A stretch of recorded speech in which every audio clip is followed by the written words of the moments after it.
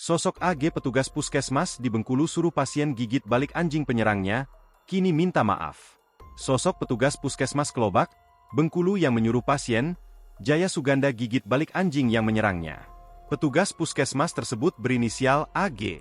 Kini mengakui kesalahannya dan sudah mendatangi korban Jaya Suganda. Ia meminta maaf secara langsung.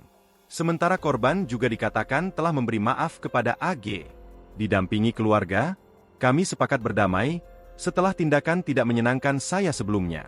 Saya menyampaikan permohonan maaf kepada Jaya Suganda dan keluarga, kata AG kepada tribunbengkulu.com. Atas perdamaian ini, korban Jaya Suganda juga setuju untuk mencabut laporan yang sebelumnya dilakukan di Polres Kepahyang. Pencabutan laporan ini akan dilakukan dalam waktu dekat, sehingga semua permasalahan dianggap selesai.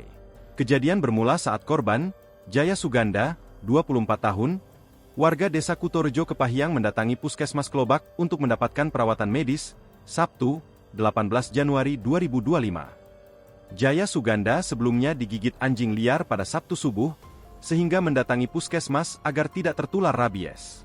Namun, saat di Puskesmas Kelobak, seorang oknum petugas dengan inisial AG malah menyuruh Jaya Suganda menggigit balik anjing yang menggigitnya.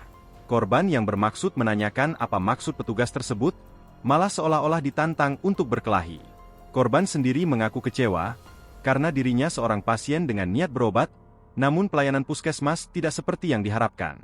Mendapatkan perlakuan tidak menyenangkan ini, Jaya Suganda kemudian mendatangi Mapolres Kepahyang, dan melaporkan oknum petugas puskesmas ini.